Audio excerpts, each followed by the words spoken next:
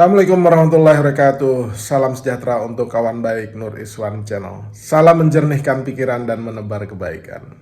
Kawan baik, tidak berapa lama lagi, ya mungkin kurang dari 100 hari, itu Pilpres akan berlangsung karena Pilpres sudah ditetapkan beserta pemilu pada tanggal 14 Februari 2024. Nah, bagaimana kans terutama menyangkut Pilpres? Semua pasangan ya mengklaim atau merasa percaya diri berpotensi menang satu putaran. Baik itu pasangannya Anies Caimin, Ganjar Mahfud maupun Prabowo Gibran. Nah, tetapi kan pasti ada rasionalisasinya kenapa yakin satu putaran. Dan di publik ya sedang ada yang disebut sebagai gerilya opini. Gerilya opini itu paling dominan itu dilakukan oleh Prabowo Gibran gitu.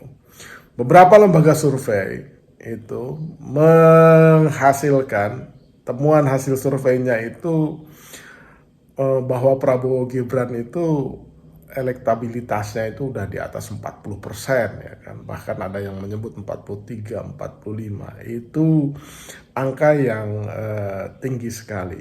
Tetapi ya beberapa lembaga yang dipandang kredibel itu sebenarnya berasumsi ya tidak ada satu kekuatan pasangan yang dominan di atas 40%. Bahkan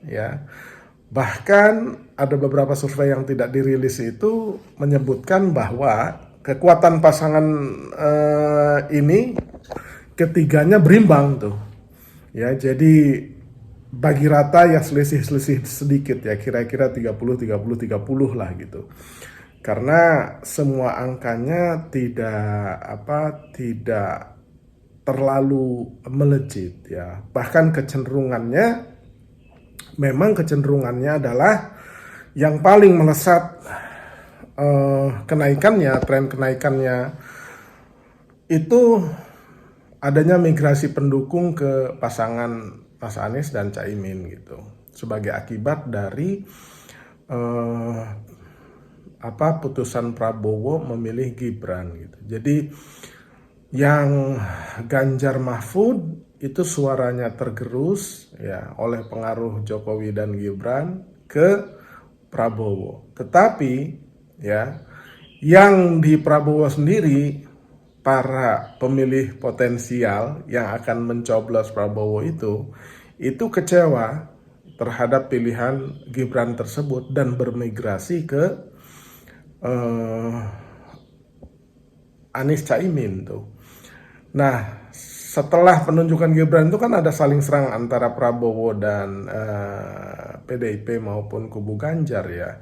Dan itu dipandang publik pertarungan dua kubu besar, sehingga secara otomatis orang-orang yang tidak menyukai kedua kubu itu berkonflik, akhirnya mengambil jalan tengah dan berpindah juga ke Anies Caimin gitu.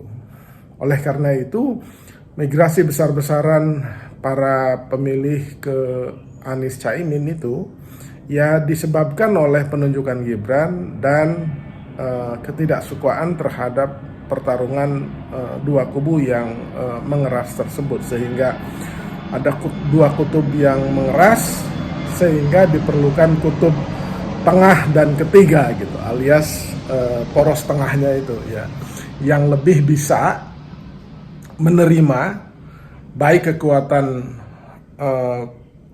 Prabowo Gibran maupun Ganjar Mahfud. Jadi yang bisa merangkul kedua kubu tersebut ya Anies Caimin.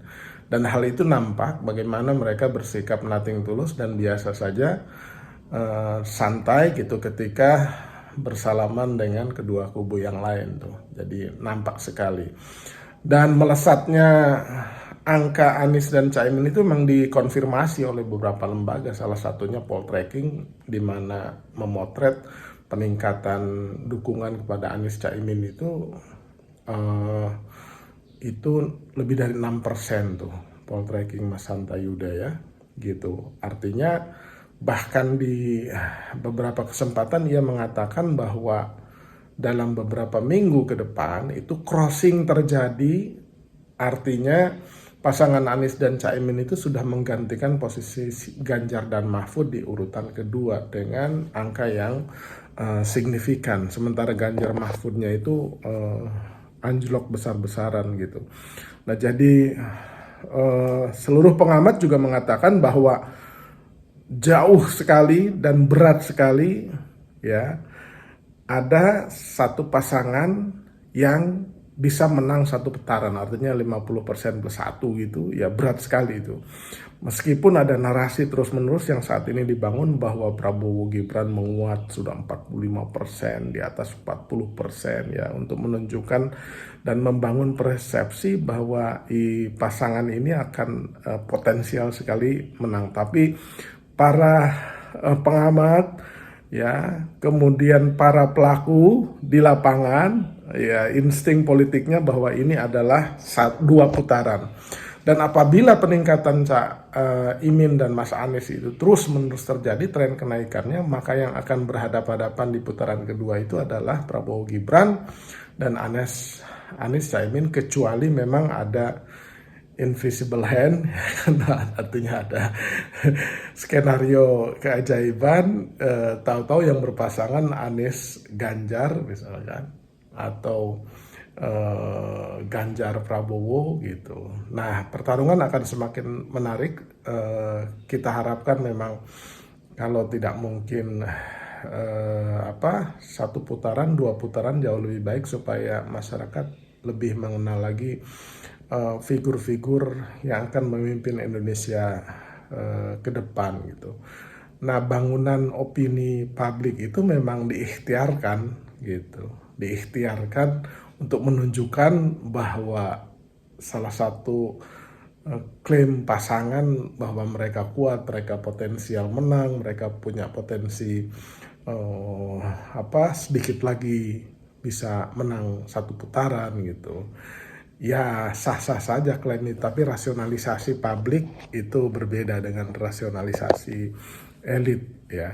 Mereka harapkan ada efek bangunan persepsi apabila kuat, nah semua masyarakat akan memilih yang kuat gitu. Sekarang rasionalisasinya di tahun 2023 dan 2024 ini sudah berbeda ya, apalagi dengan instrumen sosialisasi dan kampanye melalui sosial media yang masif.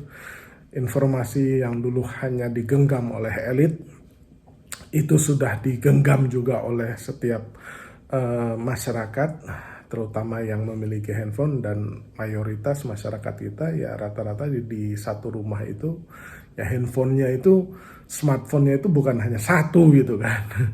Kalau anggota keluarganya 5 ya minimal di situ 3 tuh, karena yang 2 masih kecil-kecil gitu. Tapi ketika masuk SD, masuk SMP, anak kecil pun punya HP, main sosial media gitu, sehingga arus informasi itu deras mengalir, tidak hanya tersandra informasinya tuh di elit. Sekarang setiap peristiwa dengan amat sangat cepat viral sampai ke tingkat rural area atau desa-desa. Jadi insting politik Nuswanis Channel sepertinya dua putaran. Demikian, terima kasih.